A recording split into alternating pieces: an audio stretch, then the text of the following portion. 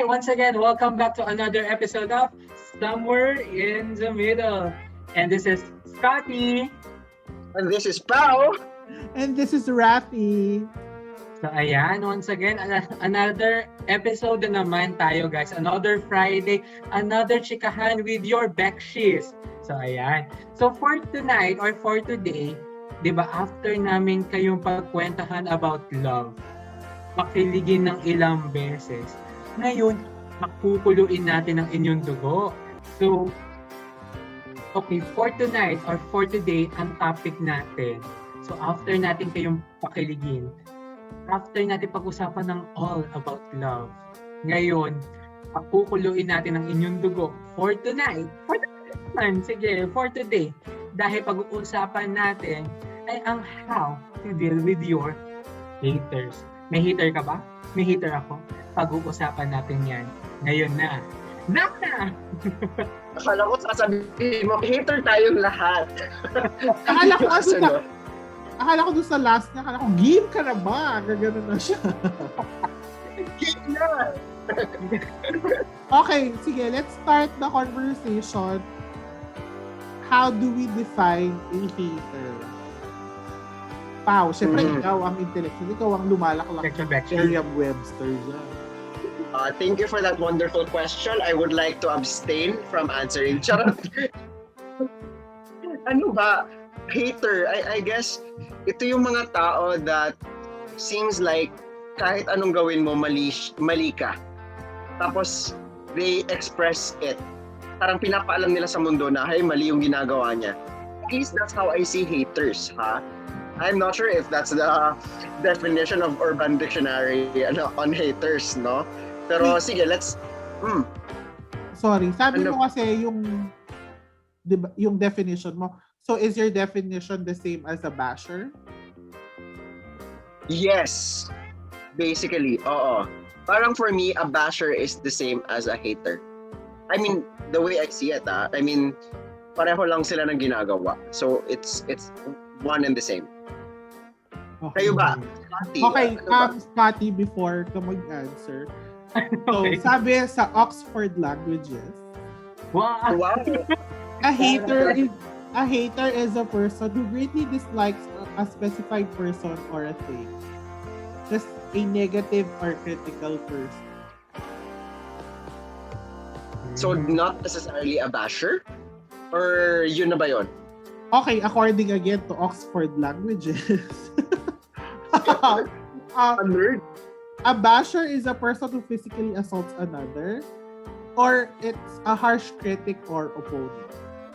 So, a hater can just, basically hate you, pero ang basher criticizes everything you do. Oh. So something that someone who will pull you down. So something like that. Yeah, pwede. Ang hater o ang basher? Kasi parang pili kong basher yung will pull you down. Hater will just hate you.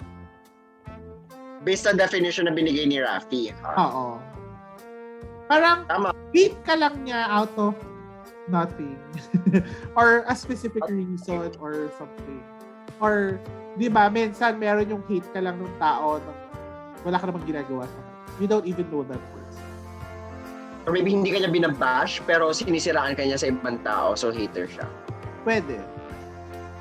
Kasi yung bashers, like, upfront sasabihan kanya na, ang pangit mo, ang pangit na sinabi mo, Oo. pangit They na ginawa. criticize you. Diba? So, pag hater, may pa-backstab. I mean, based on Oxford Languages definition of a hater. Pero, siguro let's take it dun sa medyo definition ng social media context na medyo malapit sa basher. Kasi 'di ba ngayon sa social media context, a hater can be a basher. Kasi they are going to criticize everything you do, like post about what you did or comment on any social media platform that you have. Right? Yes. So, let's start with Scotty. any memorable instances of, having a hater and how you dealt with them? I might say na, I'm not sure pero alam ko may mga haters ako. Hindi naman ako sikat, hindi ko alam bakit ako may hater o whatsoever. Hindi naman ako gwapo, hindi naman ako maganda para magkaroon ng hater. Ulitin ko, I'm not that popular person. So yun. So, madaming nagpo-post against me. Even though na hindi nila ako tinatag, pero syempre, other people will notify me na, hey, someone posted against you or someone posted na something to harm you. Most recent hugot ata. Yeah. So, aside from that, so yun. So, kung historically or chronologically, when we were young, so, pag dealing with hater or dealing with someone that dealing with someone that something na hurt your feelings both emotionally and mentally.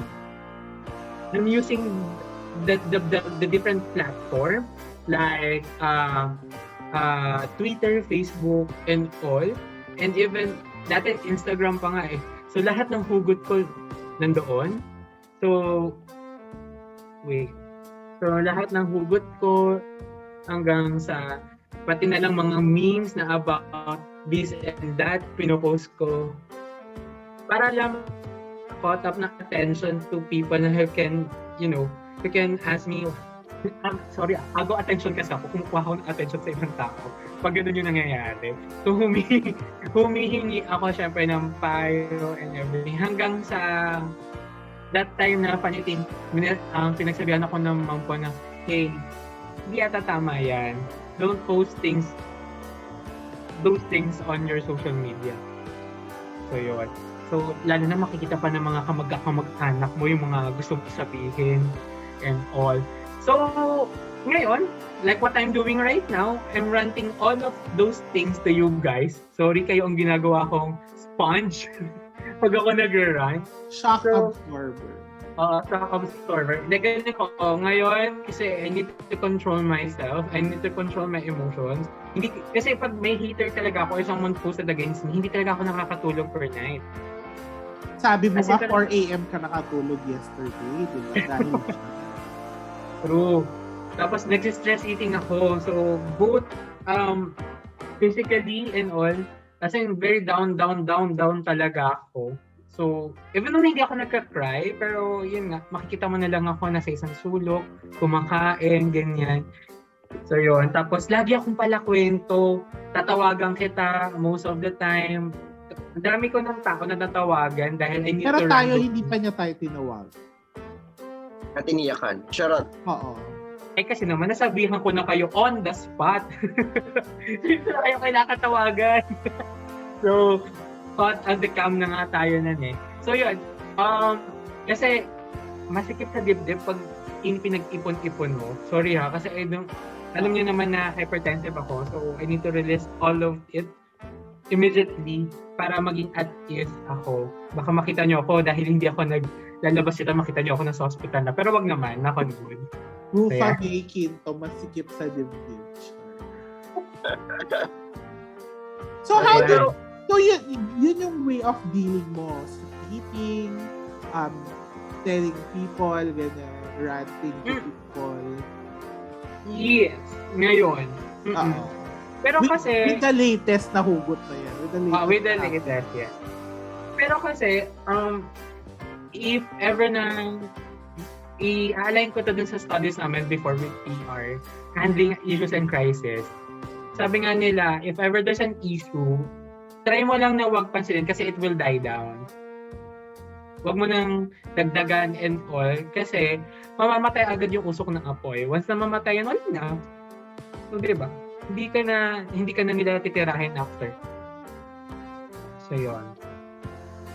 Silence is kanina, the best policy talaga minsan. Yeah. Oo. Sabi mo kasi na parang hindi ka naman popular or something to have haters. Can I just say, you having haters just means you're popular enough to reach that point. Kasi if people don't know you, hindi ka magkaka-haters. Siguro Diba? dahil kilala lang nila. You may not be popular in the most common sense of the word popular, like yung showbiz, ganyan, diba? But you are popular like in our organization. You are popular enough kasi nga national yung position mo, so they would be knowing you talaga. So, yun. So you are eligible for the term popular to have haters. Yes. You're in that position. You're in a position of influence kasi. Yes. That's the reason why you can have haters. Oo. Sige. Actually, ikaw Sabihin na talaga natin yung yung reason ganun. kung bakit yung topic. Charot. Di ba? Makapaglabas sa ng loob. Hindi, joke lang. Baka marinig nila. Okay. Wala kita. Pau. Ano? Ano ba yung question? How to Hater deal with the hater hater. experiences and how did you deal? Ayun, hindi naman kasi ako sikat. Oh, linya na naman. Yun ang hindi natin for tonight. Parang yan dapat yung opening. Hindi naman kasi ako sikat, hindi naman ka-haters. So, hindi ko alam kung bakit meron. Charot. Hindi, I guess yung experience ko of haters that I remember was, maybe meron in the most recent, hindi, wala masyado sa recent past. Pero like, undergraduate days, nung college student pa ako. Kasi, there was a time na active ako sa Twitter, pero dinilit ko kasi yung account ko na yon. But during that time na active ako sa Twitter, meron yung mga parang website na diretso yung upload sa Twitter na they could send you questions anonymously. I'm not sure. Ngayon, yung Curious Cat at saka Ask FM. Ask FM. Curious Cat yung recent eh. Oo. Ask FM pa yun before. Oo, I mean yung before. Sa Tumblr dati, meron ganun eh. Ha? Sa Meron din Tumblr. ganun sa Tumblr. Oo. So, nung start, nag-try ako to, kasi nakikita ko yung mga questions sa mga ibang kong kakilala, tas ang interesting ng mga questions, minsan may philosophical questions na ang sarap sagutin. So ako parang, sige, try ko nga. So at the start, okay. Like, meron pang mga nagsasabi sa akin na, parang, I kinda like you, can you follow me back? Tapos biglang maglilink sa akin ng nila. So parang medyo nasa-stroke yung ego ko doon. Hi Daddy, di ba? Sabi nga, nakita ko yung Twitter ko. Hi Daddy. Hi Dad.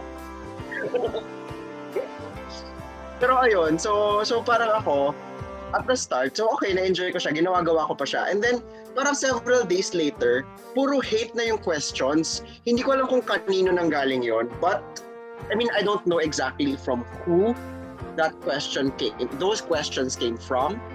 Pero meron akong idea kasi yung mga tinatanong niya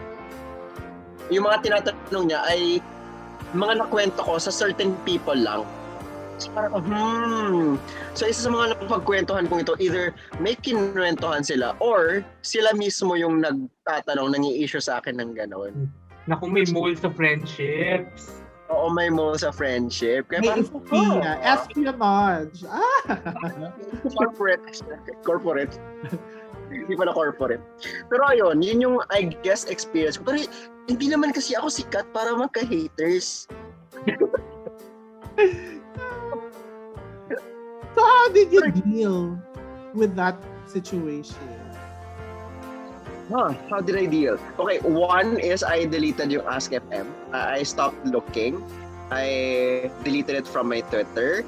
And I guess I agree with Scotty. Yung ginagawa niya na he would rant to his friends. Ginagawa ko rin kasi yon. Whenever I feel bad, I have friends that I would rant to. And honestly, nakakatulong siya sa mental health ko kasi. Kasi if I just keep everything to myself, grabe yung level ng stress. But once na kwento ko na sa tao, the next day okay na ako. Ganun ako.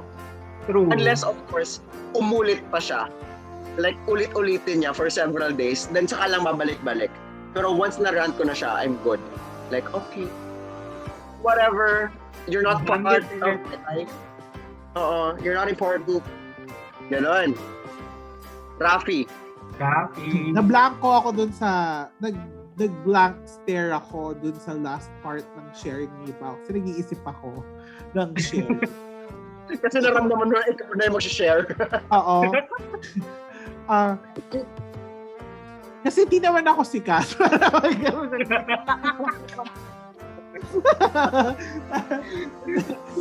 Pala nyo So, ako, I don't know if this is a hater, pero this is the one that sticks out sa memory ko when we decided to talk about, dealing with haters. So, nag-second course ako. Alam niyo naman yan. Parang after graduating and stuff, nag-second course ako. Kasi parang, hindi naman nag-mature. Nakita ko na kung ano yung gusto ko and how I wanted the course of my education for the second time will be playing, no? Okay, so parang I was active. Kasi dati hindi ako active sa mga extracurricular, ganyan. So ngayon parang nag-active ako. I wanted to meet new people, ganyan. So, I became student council, ganyan. Tapos nung parang re-election na for the next year, nagulat ako, may yung parang advisor na professor nung kalaban ko, siya yung mas active in, pagpupolitika sa akin. To the point na siya yung lumapit dun sa student student affairs or yung nag-handle ng elections and nominations na i-disqualify ako because I was not wearing the uniform daw. Ganyan. Kasi parang I have a letter na pwede akong hindi mag-uniform kasi nga nag-work ako. Yung ganong tsena. So parang I come to school every day in a corporate style outfit. So ganon. So tapos parang okay din. Natapos yung election, na-disqualify ako. I didn't take it personally. What I took personally was bakit yung professor na yun yung gumagalaw for the student. Tapos na-realize ko lang na siguro kaya siya kasi mawawalan siya ng power and mas may hatak ako at may learn ako dun sa kalaban ko. Tapos natapos na. Okay. Influential. Natapos na. The next year, naging professor ko siya. So ako, syempre, bitse-bitsyesa pa ako noon. So parang umupo ako sa classroom, first day of class, parang ganyan pa. Nakataas yung ko habang nakatingin ako. Kasi nga, kaedad ko lang yung prof na yun. Baka sabihin nyo, bastos ako sa prof ha, pero kaedad ko kasi siya. So, actually hindi ko siya kaedad. She's older than me, pero same decade yun. So, tapos nangyari, nag-sorry siya. Okay. So ako, sige, for the sake of the class, kasi parang event class yun. And, we have to work harmoniously to organize an event, diba? Tapos, siya yung parang magbibigay ng knowledge sa amin.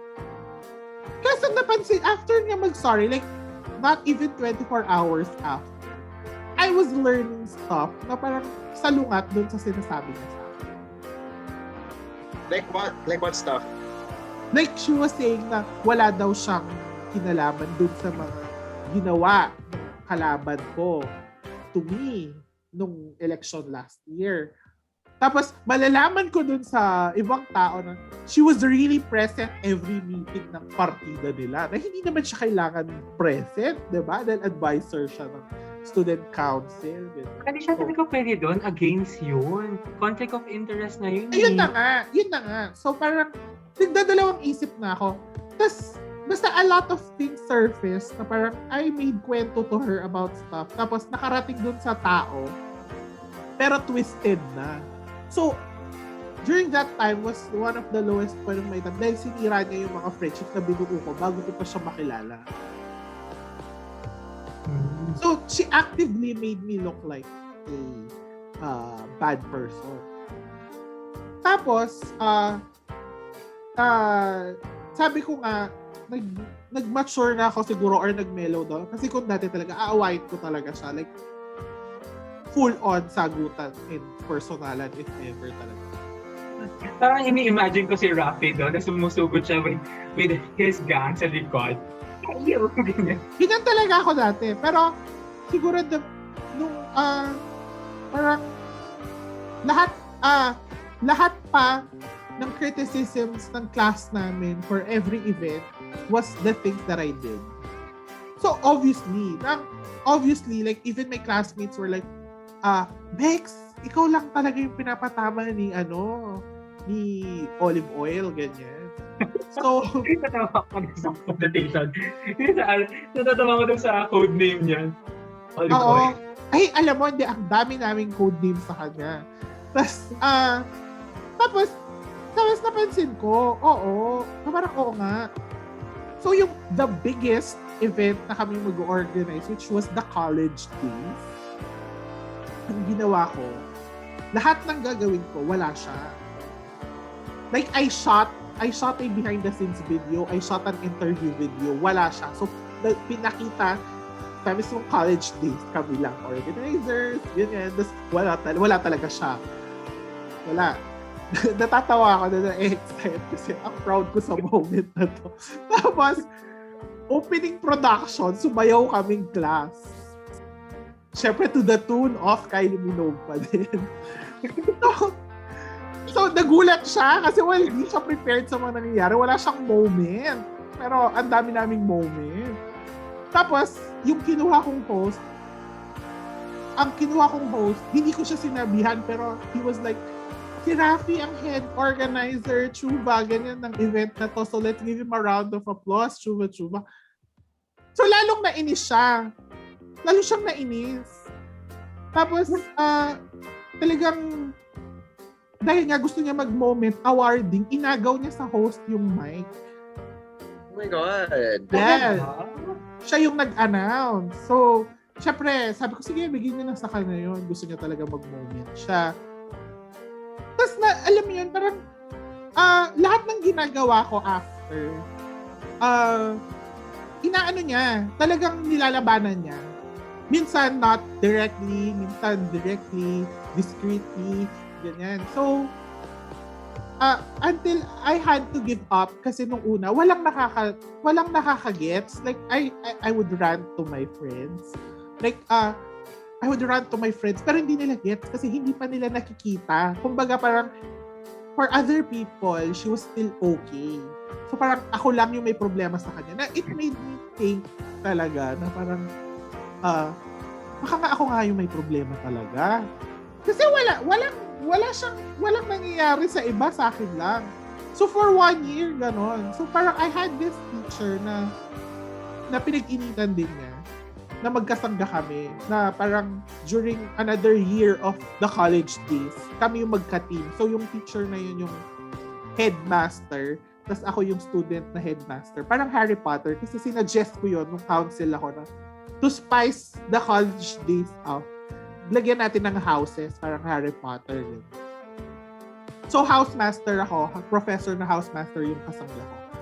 Tapos, may dinala siyang estudyante to talk to the professor na kasangga ko para siraan ako.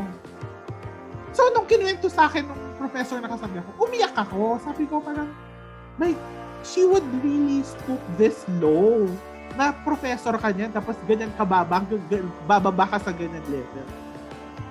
Tapos, parang sinabihan lang ako ng prof na yun. Alam mo, kung dahil alam mo kaya kanila ginaganyan kasi alam nila na threat ka sa kanila or hindi nila magagawin gusto nila dahil ikaw mas maganda yung ginagawa mo or alam nila mawawala yung gagawin nila. Yung gano'n.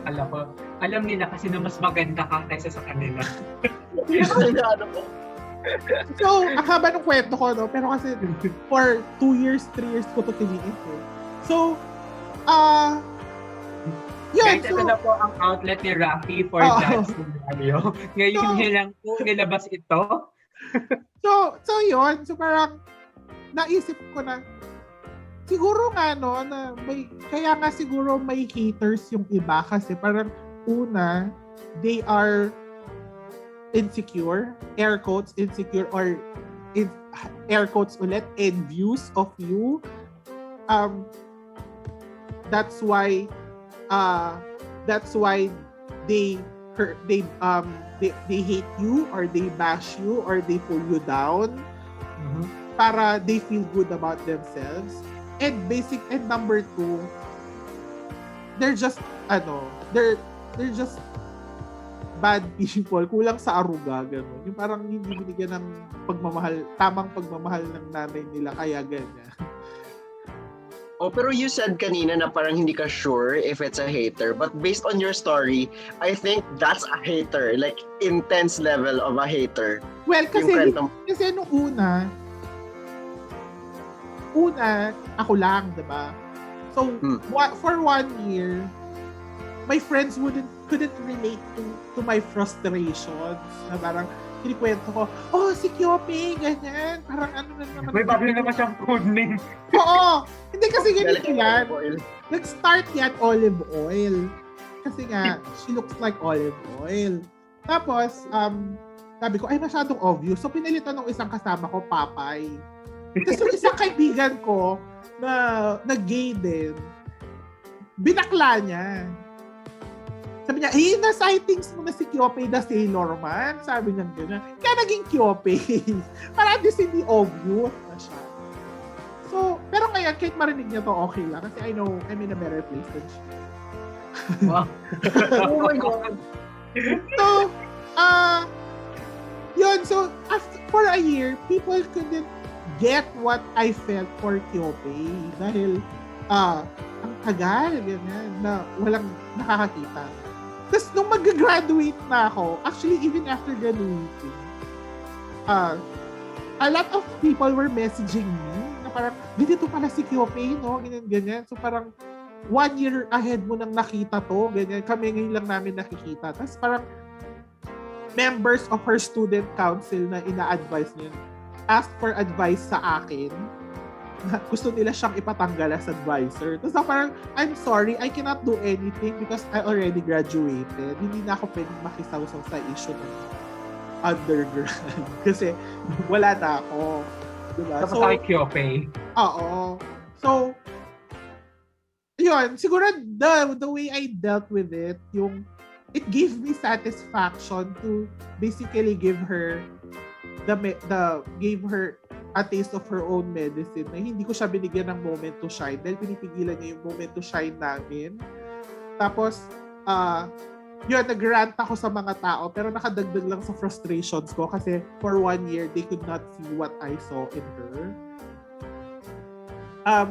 Siguro, the best thing that happened to me with this episode in my life was when people really saw her true colors. Tapos nagme-message sila. So parang it was the best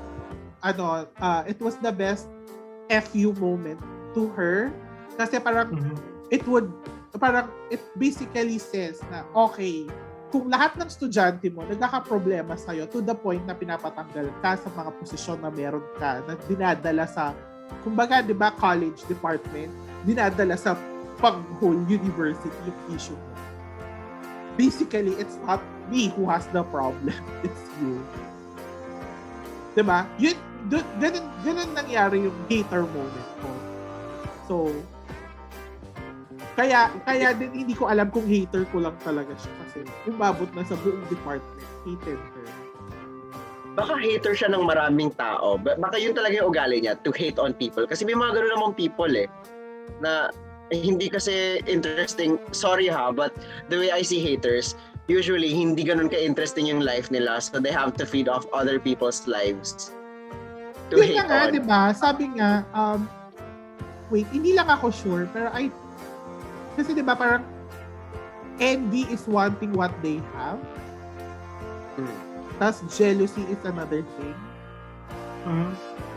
Diba? Agree. So, I'm, parang envy is wanting what they have, and jealousy is just being mad because you're not experiencing or you don't have what they have. Something like that. Or, basta ganon. And I really feel na ganon sila, na parang it's either they're envious or jealous because you're doing better, or they know that you can rise above them. Sure, rise above them. Tapos pangalawa, yun nga, yung parang ugali lang talaga nila na parang kulang sila sa arugula. Agree. Baka kulang talaga sila sa aruga. Kaya sila ganun, di ba? Kung anong nagmamahal, kanya. Basically, actually, marami pa akong chika dyan na nalaman ko talaga na wala talaga nag-aaruga sa kanya. Oh my God. Okay. Pero pag sinabi ko kasi, malalaman na talaga, baka pwede na akong kasuhan ng libel. Libel! Oh. Pero ayun, how did you deal? Kasi kami, may way kami, like, ranting. Ikaw, I heard na nag-rant ka kaso kasi parang hindi naging effective because your friends didn't see it the same way. So how did you deal with the experience, the hatred coming from the person? Well, una, I just dealt with it day to day. Parang, kung wala naman siyang gagawin ngayon, hindi ko siya iisipin. Like, for example, our classes was Tuesday and Thursday. So, MWF, wala akong stress kasi hindi ko siya makikita. Diba? Pag Tuesday, Thursday lang ako stress kasi doon ko siya makikita. Like, I have physical classes with her. Like, I would go to the classroom and see her. So, with physical touch? With physical. Hindi ko siya ita-touch. So, yun. Tapos, parang, I dealt with it rationally na hindi ko talaga siya inaway. And, enough na sa akin yung nalalaman ko na sinungaling lahat ng sinasabi niya. Na alam mo yung sa harap mo magsisinungaling siya, pero you know the truth. Tapos, sige lang siya sa pagsisinungaling. So, ako basically parang, hindi ko na pinapansin yung sinasabi niya kasi alam ko na yung totoo. Nagsasabi niya, nag-work ako sa Singapore sa Intercontinental. Tapos maririnig ko sa ibang klase, sinabi niya, Raffles Hotel pala, ganyan. Tapos I heard from the pinsan na hindi pa pala siya nakakaalis ng Pilipinas para, and how did she work sa Singapore kung hindi pa siya nakakaalis sa Pilipinas. So ako sa sarili ko, okay, sige lang continue mo lang yung lies mo dyan. Alam ko naman yung totoo. Parang the fun of seeing her light through her teeth was enough for me to release some of the stress I had with her. Na parang natatawa na lang ako. Yung nakaganyan na lang ako sa klaso. Pero ngayon, sige. Kasi, okay, we have seen how we dealt with haters. At least before. Well, more than kay Scotty kasi medyo recent ito. But, okay, so nakita natin how we dealt with pag nakaka-encounter tayo ng mga haters. So, knowing that, kasi we're different people from who we were from back then. Especially tayo, Raffi, kasi it was from way back. Medyo years. Oo, pa diba? Years na. So, now, knowing the new us and the new amount of knowledge, the new things that we already know, how do you think would be the best way to handle those situations na nakaka-encounter tayo ng haters? Rafi. Ako hayaan ko siya. Hayaan ko siya, I won't think of her. Hindi ako papastress sa kanya. Parang, I would just let her do what she wants. Kasi in the end, ako, gagawin ko lang. Like, kunyari, I was there to study events management, diba? So, I'm just gonna study events management. So, kung meron pa siyang nasasabi after that, siya na lang yung nasa-stress eh. Kasi ako hindi na ako nasa-stress na iniisip ko siya or what. Siya na lang yung nasa-stress dun sa kailangan niyang i-counter lahat ng gagawin ko, diba? Siya yung nasa-stress, nagsasayang ng energy sa kakaisip, anong gagawin niya. Mhm.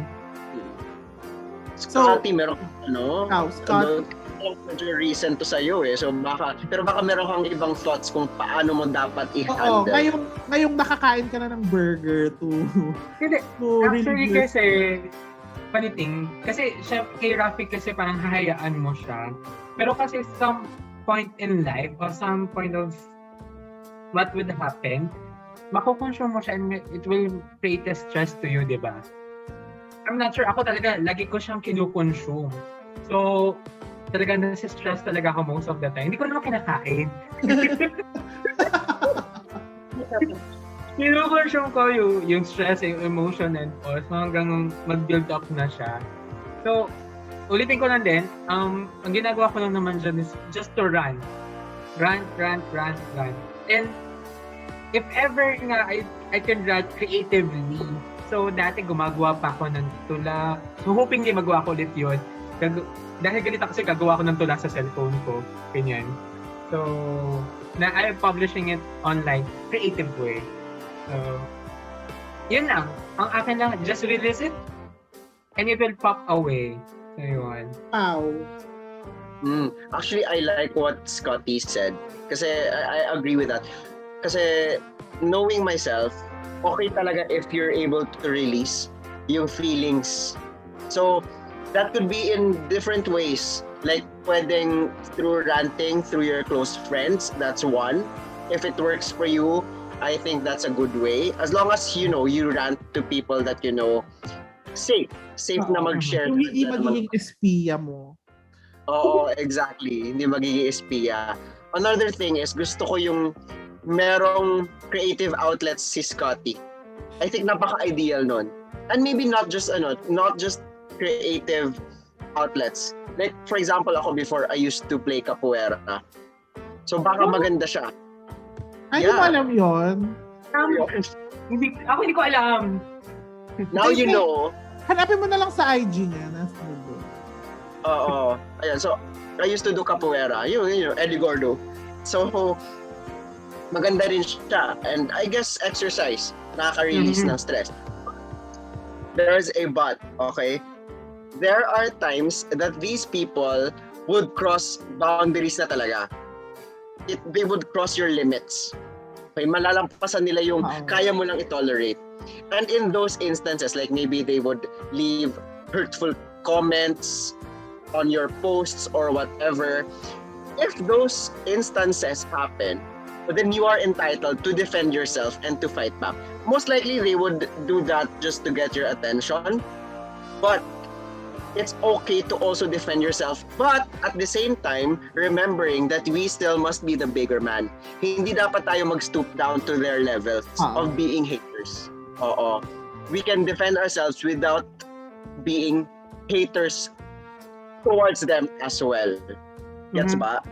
Well, basically, like with a lot of people na with bigger influences than us, they say that they do not read comments and such. Pero kasi kadalasan naman ng comments are parang superficial na attacking. Pero pag yung may regarding na dun sa you need to defend yourself, parang do not defend yourself na isa-isa mo silang sasagutin, gano'n. Parang just make a statement, 'di ba? Na ano yun, statement na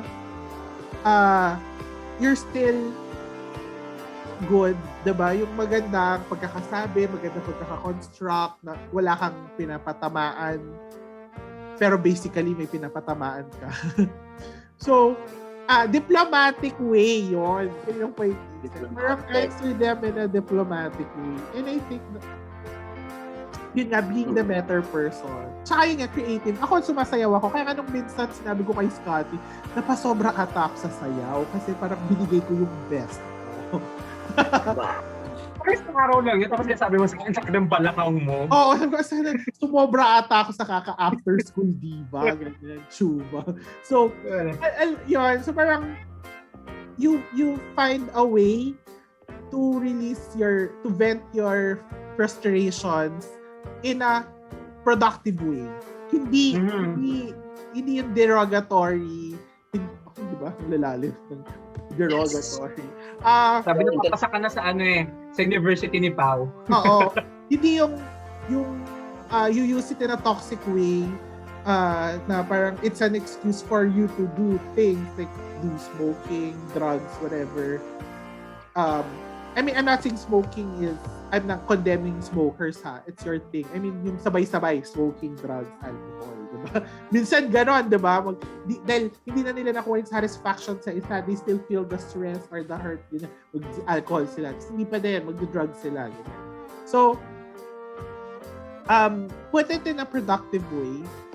Tapos, basically, lalo na kung if you are like posting sa social media, you are really inviting people to comment on what they see, pero they do not know the story behind it. So, if I were you, don't read the hateful comments or just let them be. Know na they do not know the story and they are brave because they know that you cannot see them or you cannot go to them directly and fight them. Diba? I like that. Pero I guess as final reminders for our listeners, no, hindi natin talaga ma-avoid that we're gonna feel bad about those comments. And we're entitled to feel bad when we do feel bad. Kasi if we deny ourselves of those feelings, then mas pangit yung magiging result nun para sa ating well-being. So, magpakabato. Huwag kang magpakabato. Maganda yon. Oo. So, let's accept natin na nararamdaman natin kung ano yung nararamdaman natin. But let's deal with it in a healthy way. Yeah. Na hindi rin tayo makakasakit ng other people. Despite, sinaktan tayo ng haters. Yes. Be the better person. Yun na lang. Be the better person. I hope... Be the bigger man. Oo. Yeah. I hope your takeaway for this episode is be the better person or be the bigger person. Mm-mm. Like So, bigger ayan. in the sense of, being the bigger intellect, understanding. Hindi bigger na nagpakataba ka. Aray! Aray! Masakit Yes. Huwag ka mag-alala, mataba pa din ako.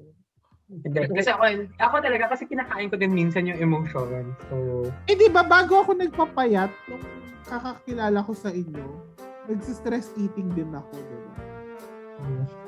Okay And lang. it's okay as long as you know how to deal with your actions and how to deal with people's actions towards you. And Okay? just remember, people will get what they deserve. They will get their just desserts.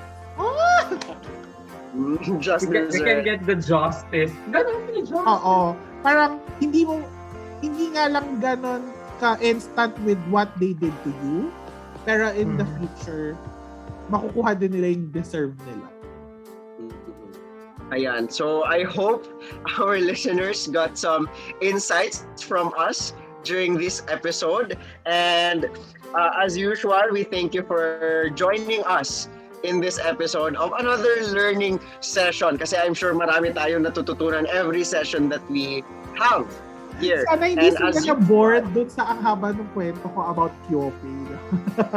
Actually, hindi nakaka-intriga siya. Like parang, spill the thesis. Ang inaantay nga namin kung kung gagawa ka na ng sarili mong mafia sa school or whatsoever. May sarili siyang power I think I doon. dealt with it in the best way that I could in that situation. You went for somewhere in the middle. Yeah. Wow! Yes! At dahil dyan, again, thank you so much guys for joining us in another episode of Somewhere in the Middle.